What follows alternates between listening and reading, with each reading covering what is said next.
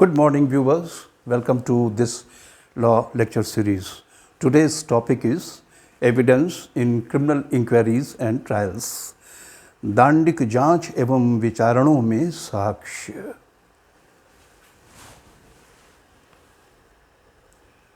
आपको दो धाराएं पढ़नी हैं। धारा 273 यह सामान्य नियम है।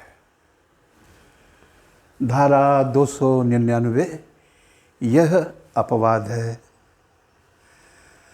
धारा 273 सामान्य नियम है।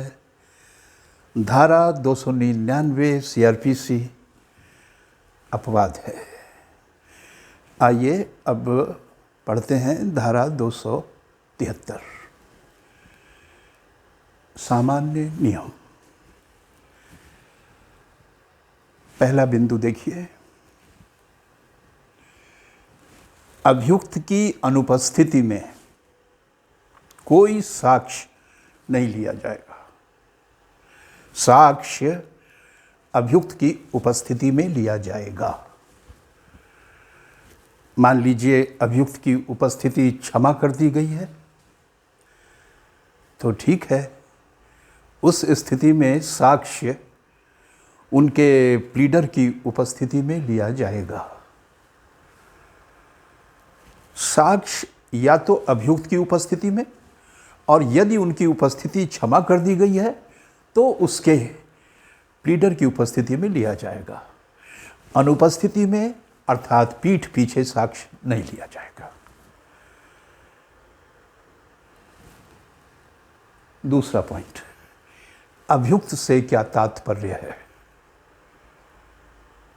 धारा 273 में संरक्षण अभियुक्त को दिया गया है।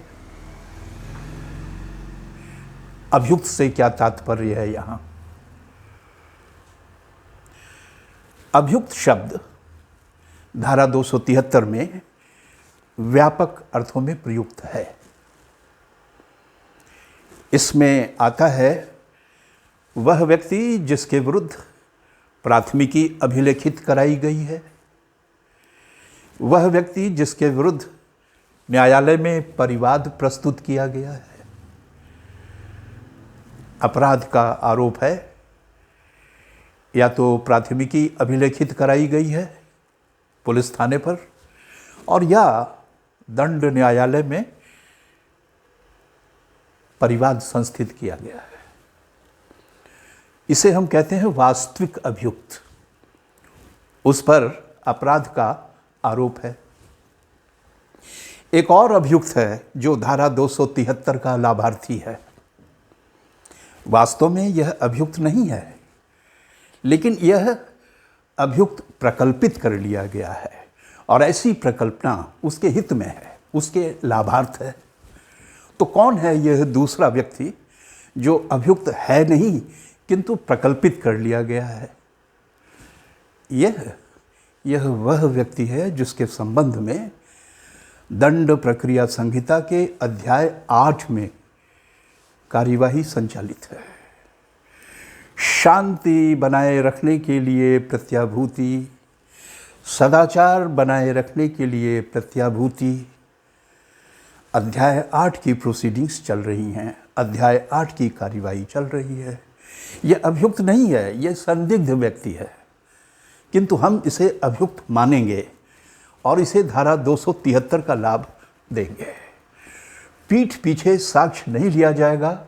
वास्तविक अभियुक्त है तो, और प्रकल्पित अभियुक्त है तो। अब आइए तीसरा बिंदु देखते हैं, न्यायालय का कर्तव्य। धारा 273 दंड प्रक्रिया संहिता में एक परंतुक जोड़ा गया है, प्रोविजो जोड़ा गया है, और यह परंतुक न्यायालय के कर्तव्य से संबंधित है। न्यायालय के दो कर्तव्य हैं यहाँ पर, एक अभियुक्त के संबंध में, दूसरा पीड़िता के संबंध में। ध्यान दीजिए, न्यायालय के दो कर्तव्य, एक पीड़िता के संबंध में, दूसरा, अभियुक्त के संबंध में पीड़िता कौन है यहाँ पर? पीड़िता एक अवयस्क बालिका है। वह कथित रूप से बलात्संग का या उसके प्रयत्न का शिकार हुई है या और किसी लैंगिक अपराध का शिकार हुई है। यह पीड़िता है। इसके प्रति न्यायालय का कर्तव्य है। क्या कर्तव्य है? कर्तव्य केवल इतना ही है कि इस अवयस्क बालिका को अभियुक्त के साथ आमना सामना ना कराइए। दोनों के बीच सीधा आमना सामना मत कराइए।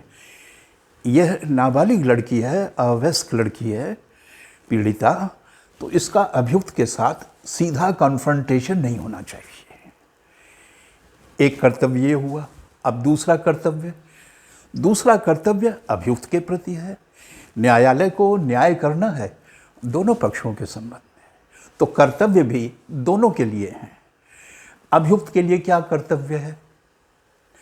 दंड न्यायालय का अभियुक्त के प्रति यह कर्तव्य है कि वह किसी भी स्थिति में अभियुक्त के प्रति परीक्षा करने के अधिकार, जिरह करने के अधिकार पर आंच न आने दे। अवयस्क बालिका को संरक्षित करिए, सीधा आमना सामना मत कराइए अभियुक्त के साथ, लेकिन ये भी ध्यान रखिए कि अभियुक्त का प्रति परीक्षा करने का अधिकार प्रभावित ना हो, वरना न्याय की हानि हो जाएगी।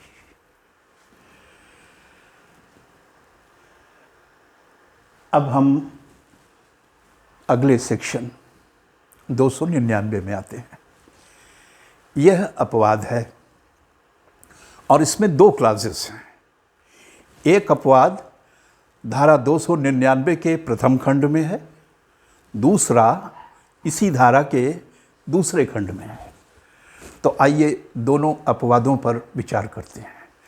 दोनों ही अपवाद ये कहते हैं कि अभियुक्त के पीठ पीछे अर्थात उसकी अनुपस्थिति में साक्ष्य अभिलेखित कीजिए। धारा 273 कह रही है नहीं, पीठ पीछे साक्ष्य नहीं, अनुपस्थिति में साक्ष्य नहीं। हाँ, वह सामान्य नियम है। 299 अपवाद है, ये कह रहा है नहीं, अनुपस्थिति में भी साक्ष्य लीजिए। तो पहला अपवाद सेक्शन 299 के खंड 1 में है, दूसरा इसी धारा के खंड 2 में है। आइए पहला अपवाद देखते हैं। धारा 299 का क्लास 1, यहाँ देखिए 299 का क्लास 1। अभियुक्त अज्ञात है? नहीं, ज्ञात है। पता है कि ये अपराध कथित रूप से एक्स ने किया है। अभियुक्त ज्ञात है, लेकिन समस्या क्या है? वह फरार हो गया है, वह भाग गया है। और इतना ही नहीं, यहाँ देखिए निकट भविष्य में उसके बंदी बनाए जाने के आसार भी नहीं है। फिर सुनिए, अभियुक्त ज्ञात है, फरार है, निकट भविष्य में गिरफ्तारी की संभावना नहीं है। तो ऐसी स्थिति में न्यायालय साक्ष्यों का साक्ष्य अभिलेखित कर सकता है। अभियुक्त के पीठ पीछे उसकी अनुपस्थिति में भी साक्ष्य ले लेंगे। आखिर क्या किया जाए, आप बताइए ना। अभियुक्त ज्ञात है, फरार है, गिरफ्तार होने के आसार भी नहीं है, तो हम साक्ष्य नष्ट हो जाने दें क्या? नहीं, साक्ष्य अभिलेखित किया जाएगा। अब यहां देखिए, साक्ष्य अभिलेखित तो हो गया, पीठ पीछे साक्ष्य अभिलेखित तो हो गया। इस साक्ष्य का प्रयोग कब किया जाएगा? इस साक्ष्य का प्रयोग किया जाएगा यदि साक्षी जिसने साक्ष्य दिया है, शपथ पूर्वक साक्ष्य दिया है, वो शपथकर्ता साक्षी मृत है, तब ये साक्ष्य इस्तेमाल होगा। यदि वह जीवित है, नहीं, तब साक्ष्य प्रयोग में नहीं लाया जाएगा। दूसरी स्थिति हो सकती है कि शपथकर्ता साक्षी मृत नहीं है तो जीवित, लेकिन वो मिल नहीं सकता, उसको ढूंढना कठिन है, तब उसका साक्ष्य प्रयोग में लाया जा सकता है। तीसरी स्थिति है कि वह असमर्थ हो गया है, हो सकता है पागल हो गया हो और कोई विकार आ गया हो, असमर्थता से पीड़ित हो गया है। और चौथा है कि उसकी उपस्थिति प्राप्त करना बड़ा खर्चीला होगा, बड़ा विलंबकारी होगा, बड़ा असुविधाजनक होगा। तो यदि इन चारों में से 1, 2, 3, 4 इन चारों में से कोई भी परिस्थिति है तो अभिलेखित साक्ष्य का प्रयोग किया जाएगा। और अगर इनमें से कोई परिस्थिति नहीं है तो साक्ष्य अभिलेखित होना एक अलग बात है, आप उसका प्रयोग नहीं कर सकेंगे। आइए अब हम दूसरे एक्सेप्शन पर चलते हैं। यहाँ देखिए सेक्शन 299 सबसेक्शन 2, ये दूसरा एक्सेप्शन है। इसमें क्या है? अभियुक्त अज्ञात। 299 के पहले खंड में अभियुक्त ज्ञात, फरार, गिरफ्तार होने का कोई चांस नहीं है निकट भविष्य में। यहाँ अभियुक्त अज्ञात है, पता ही नहीं कि कथित अपराध किसने किया है,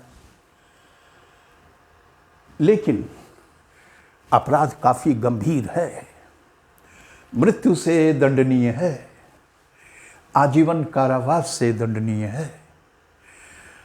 अभियुक्त अज्ञात है, मगर उसका अपराध कितना घातक है ये देखिए। यह मृत्यु से दंडनीय है या आजीवन कारावास से दंडनीय है। ऐसी स्थिति में अगला पॉइंट आप देखिए, हाई कोर्ट ने निर्देश दिया या कोर्ट ऑफ सेशन ने निर्देश दिया। देखिए, या तो उच्च न्यायालय निर्देश दे या सत्र न्यायालय निर्देश दे। किसे?